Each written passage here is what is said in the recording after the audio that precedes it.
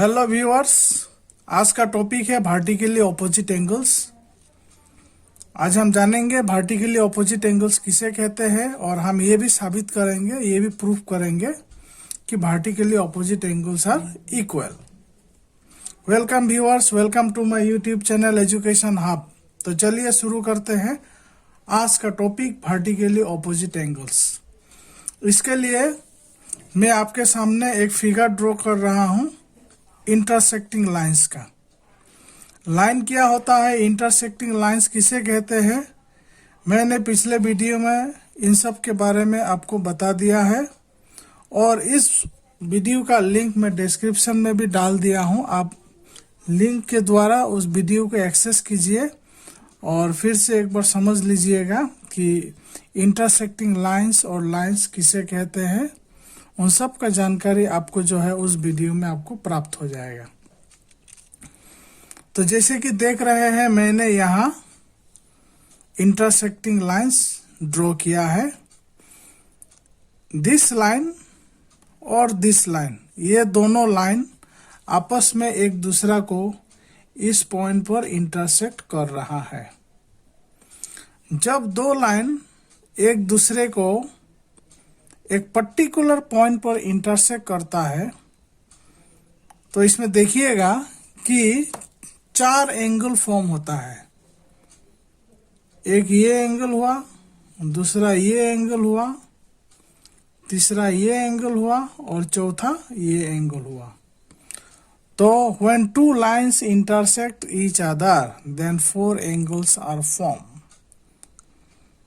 Suppose this is angle 1, इसको आप angle 1 से रिप्रेजेंट कर सकते हैं। This is angle 2, this is angle 3 and this is angle 4। अब इसमें ये देखिए कि इस फिगर में ये जो एंगल 1 और एंगल 3 है, ये दोनों एक दूसरे का ऑपोजिट में है, ऑपोजिट डायरेक्शन में है। एक दायां तरफ है, एक बायां तरफ है। ठीक इसी तरह से अगर हम एंगल 2 और एंगल 4 को देखते हैं तो इसमें भी आपको दिख रहा होगा कि दोनों एक दूसरे के ऑपोजिट डायरेक्शन पर है। एक टॉप की तरफ है, एक बॉटम की तरफ है। तो कहने का मतलब है कि जब दो लाइन इंटरसेक्ट करता है एक पर्टिकुलर पॉइंट में तो चार एंगल का फॉर्मेशन होता है और इन चार एंगल में से pair wise 2 pair of angles एक दूसरे के ऑपोजिट में होता है। तो इसको हम इस तरह से लिख सकते हैं, when two lines intersect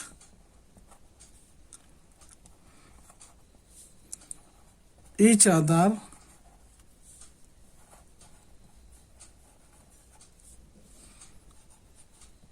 at a point,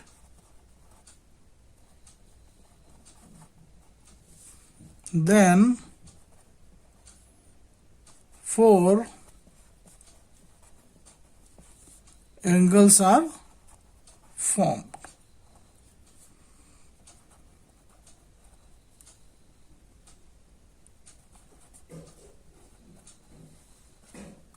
Or we can say that when two lines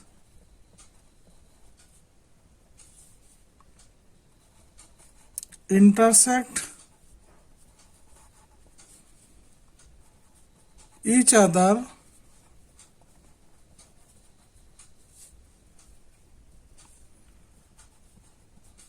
at a point, then two pairs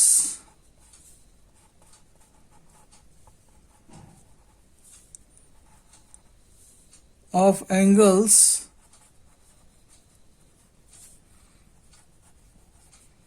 are formed। इस तरह से हम इसको लिख सकते हैं।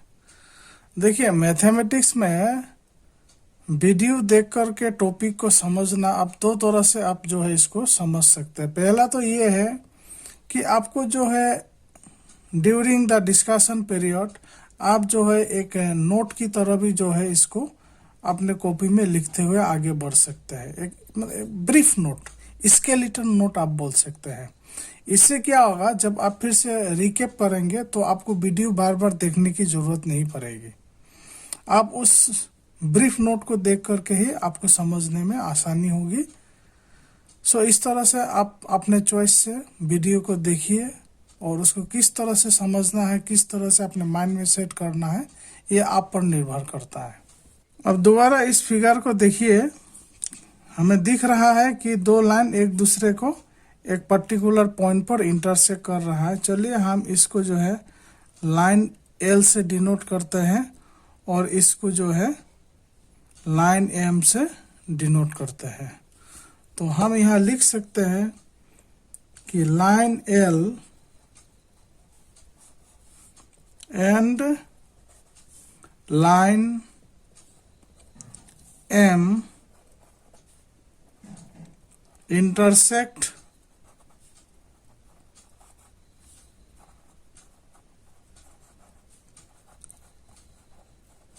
each other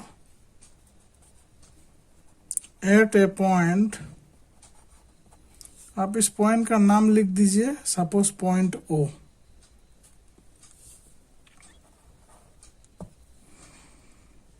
and so point O पे लाइन एल और लाइन एम का इंटरसेक्ट हुआ और इसके कारण जो है 4 angles are formed. 4 angles are formed, namely वो कौन कौन सा एंगल है जो इस फिगर पर फॉर्म हुआ है। एक हो गया एंगल 1, दूसरा हो गया एंगल 2, तीसरा हो गया एंगल 3 एंड चौथा हो गया एंगल 4। तो इस तरह से मैंने आपको फिगर पे जो है दिखा दिया है कि दो लाइन इंटरसेक्ट करने पर किस तरह से 4 एंगल का फॉर्मेशन होता है। आगे बढ़ते हैं और अब हम जानेंगे कि इसमें जो है वर्टिकली ऑपोजिट एंगल किसे बोला जाएगा। जैसे कि आप देख ही रहे हैं कि एंगल 1 और एंगल 3 दोनों एक दूसरे के ऑपोजिट में है, एक राइट तरफ में है और एक लेफ्ट तरफ में है। तो ये जो है एंगल 1 और एंगल 3, ये हो गया first pair of vertically opposite angle. इसी तरह से एंगल 2 और एंगल 4 एक टॉप की तरफ है, एक बॉटम की तरफ है, मतलब एक ऊपर की तरफ है, एक नीचे की तरफ है, एक दूसरे के ऑपोजिट में है। इसीलिए हम इसे भी जो है इस जोड़े को, मतलब इस पेयर को, दिस पेयर ऑफ एंगल्स, इसे हम वर्टिकली ऑपोजिट एंगल्स बोलेंगे। तो इस तरह से जब दो लाइन आपस में इंटरसेक्ट करता है तो वर्टिकली ऑपोजिट एंगल्स का 2 पेयर्स फॉर्म होता है। फॉलोइंग आर द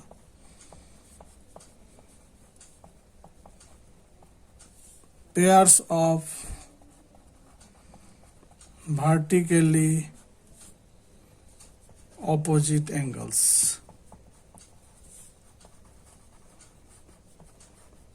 तो इस तरह से मैंने आपको बता दिया है कि वर्टिकली ऑपोजिट एंगल्स किस तरह का होता है, किसे कहते हैं। आगे बढ़ते हैं और अब हम ये जानेंगे कि ये जो वर्टिकली ऑपोजिट एंगल्स का 2 पेयर बनता है, ये आपस में इक्वल होता है, हमेशा इक्वल होगा। Vertically opposite angles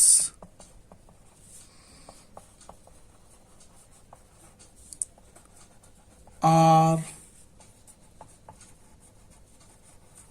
always equal। तो आपको ये बात हमेशा के लिए याद रख लेना है कि जब भी दो लाइन आपस में इंटरसेक्ट करता है एक पर्टिकुलर पॉइंट पर, तो उसमें वर्टिकली ऑपोजिट एंगल्स का दो पेयर बनता है और ये आपस में इक्वल भी होता है। तो हम लिख सकते हैं angle 1 is equal to angle 3 and angle 2 is equal to angle 4. So this is all about vertically opposite angles and the relationship exists in between the pairs of vertically opposite angles formed. चलिए आप इसको समझते हैं कि हम किस तरह से साबित करेंगे कि vertically opposite angles equal होता है. How will you prove that vertically opposite angles are equal? मैंने फिर से फिगर को बना लिया है यहाँ पर, जिसमें आप देख सकते हैं कि लाइन L और लाइन M दोनों एक पर्टिकुलर पॉइंट O पर इंटरसेक्ट हो रहा है, जिसके कारण चार एंगल का फॉर्मेशन हुआ, angle 1, angle 2, angle 3 and angle 4. अब हम ये प्रूफ करेंगे कि एंगल 1 इक्वल टू एंगल 3 होता है और एंगल 2 इक्वल टू एंगल 4 होता है. इसको प्रूफ करने के लिए मैंने पिछले वीडियो में आपको linear pair axiom, converse of linear pair axiom और एडजेसेंट एंगल के बारे में बताया था. उसी कॉन्सेप्ट को इस्तेमाल करते हुए आज हम प्रूफ करेंगे कि vertically opposite angles are equal. Video का लिंक मैंने डिस्क्रिप्शन में डाल दिया है. आप लिंक के माध्यम से उस वीडियो को एक्सेस करके आप ये जान पाएंगे कि adjacent angle, linear pair axiom और converse of linear pair axiom क्या होता है. तो चलिए मैं डायरेक्टली शुरू करता हूं. आप जैसे कि फिगर पर देख पा रहे हैं कि ये जो लाइन L और लाइन M है, आप पहले लाइन M को देख लीजिए. लाइन M के ऊपर एक रे स्टैंडिंग पोजीशन में है, एक खड़ा है. ये रे जो है लाइन M पर स्टैंडिंग में है, खड़ा है. तो जैसे कि मैंने बताया था कि जब एक रे एक लाइन के ऊपर खड़ा होता है तो उसमें जो एडजेसेंट एंगल फॉर्म होता है उसका सम 180 डिग्री होता है. तो इसमें ये दोनों जो है एडजेसेंट एंगल हुआ. दिस रे, ये जो रे है ये लाइन M के ऊपर खड़ा है और इसके कारण दो एडजेसेंट एंगल फॉर्म हुआ, जिसके कारण ये दोनों एडजेसेंट एंगल का जो सम है ये 180 डिग्री होगा. तो हम लिख सकते हैं angle 1 plus angle 2 is equal to 180 degree. इसका आप इक्वेशन 1 कंसीडर कीजिए और फिर इसी तरह से लाइन L के ऊपर ये रे स्टैंडिंग में है, खड़ा है, जिसके कारण यहाँ भी जो है दो एडजेसेंट एंगल का फॉर्मेशन हुआ है, एंगल 2 और एंगल 3. तो लीनियर पेयर एक्सियम के मुताबिक इन दोनों का sum angle 2 plus angle 3 it is also equal to 180 degree. इसको आप जो है इक्वेशन 2 कंसीडर कर सकते हैं और हम ये लिख सकते हैं कि हमें ऐसा क्यों प्राप्त हुआ, क्योंकि लीनियर पेयर एक्सियम के मुताबिक ये रिलेशन एग्जिस्ट हुआ है.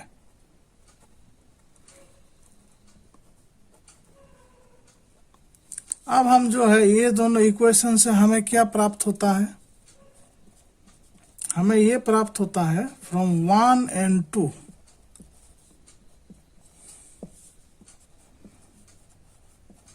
वी गेट दोनों का सम. देखिए इसमें एंगल 1 और एंगल 2 का सम 180 डिग्री है और एंगल 2 और एंगल 3 का सम भी 180 डिग्री है.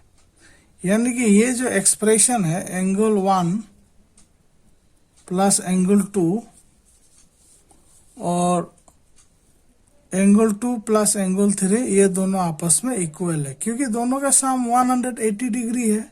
इसलिए हम डायरेक्टली लिख सकते हैं angle 1 plus angle 2 it is equal to angle 2 plus angle 3 it is equal to 180 degree. So इसका वैसे समझने के लिए लिख सकते हैं कि ईच का जो वैल्यू है, दोनों का वैल्यू वो 180 डिग्री है। अब आगे बढ़ने से हमें क्या प्राप्त होगा, या तो आप डायरेक्टली ये दोनों को कैंसिल कर सकते हैं, क्योंकि लेफ्ट हैंड साइड में पॉजिटिव क्वांटिटी ये है और राइट हैंड साइड में भी सेम इक्वल पॉजिटिव क्वांटिटी ये है। या आप इस तरह से लिख करके भी इसको आगे बढ़ा सकते हैं। Angle 1 is equal to angle 2 plus angle 3, ये राइट हैंड साइड है, और इस वाले को लेफ्ट हैंड साइड से जब हम राइट हैंड साइड में ले जाएंगे तो ये positive become negative according to rule of equation. Then further अगर हम आगे बढ़ेंगे तो एंगल 1 इज इक्वल टू ये कैंसल, तो क्या रहेगा, एंगल 3। तो इस तरह से देखिए हमने ये प्रूफ कर दिया है कि angle 1 is equal to angle 3, vertically opposite angles are equal. अब हम इसी तरह से दूसरा जो पेयर है एंगल 2 और एंगल 4, इसको भी हम प्रूफ करेंगे कि ये दोनों आपस में इक्वल है वर्टिकली ऑपोजिट एंगल्स होने के कारण। तो फिर से फिगर को देखिए, लीनियर पेयर एक्सियम का इस्तेमाल करेंगे। ये लाइन एल पर ये रे खड़ा है, जिसके कारण दो एडजेसेंट एंगल का फॉर्म हुआ, एंगल 2 और एंगल 3, इसलिए इन दोनों का सम जो है 180 डिग्री होगा। इसी तरह से लाइन एम पर ये रे खड़ा है और इसीलिए इसमें भी आपको जो है दो एडजेसेंट एंगल दिखाई दे रहा है, एंगल 3 और एंगल 4, और लीनियर पेयर एक्सियम के मुताबिक एंगल 3 और एंगल 4 का सम 180 डिग्री होगा। दोनों इक्वेशन को ले लेते हैं। फ्रॉम 1 and 2 वी गेट, ये जो है left hand side angle 2 plus angle 3, और इक्वेशन 2 का left hand side angle 3 plus angle 4, ये आपस में बराबर होगा क्योंकि दोनों का सम जो है 180 डिग्री हो रहा है। तो हम लिख सकते हैं angle 2 plus angle 3 is equal to angle 3 plus angle 4, क्योंकि दोनों का सम जो है 180 डिग्री के बराबर है। आगे बढ़ते हैं। अगर हम आगे बढ़ेंगे तो ये जो है एंगल 3 लेफ्ट हैंड साइड का और राइट हैंड साइड का एंगल 3 दोनों जो है कैंसिल हो जाएगा। क्यों कैंसिल होगा? क्योंकि अगर हम एंगल 3 को लेफ्ट हैंड साइड से राइट हैंड साइड में ले जाएंगे तो माइनस एंगल 3 होगा, और एंगल 3 माइनस एंगल 3 इसको 0 होना है। तो हमारे पास क्या रह जाएगा, लेफ्ट हैंड साइड में एंगल 2 रह जाएगा और राइट हैंड साइड में एंगल 4। तब देखिए फिगर में एंगल 2 यहाँ है, एंगल 4 यहाँ है, ये दोनों वर्टिकली ऑपोजिट एंगल्स जो है हमने प्रूफ कर दिया है कि आपस में इक्वल है। तो यही है कि जब दो लाइन आपस में इंटरसेक्ट करता है तो वर्टिकली ऑपोजिट एंगल्स फॉर्म होता है, और दोनों पेयर का जो वर्टिकली ऑपोजिट एंगल्स है वो आपस में इक्वल होता है। तो वीडियो के लिए आज इतना ही। हम फिर अगले वीडियो में एक नए टॉपिक के साथ पेश होंगे। तब तक आप चैनल को सब्सक्राइब कर दीजिए और बेल आइकन नोटिफिकेशन को प्रेस कर दीजिए ताकि नए वीडियो का अपडेट आपको लगातार मिलता रहे। Thanks for watching my video.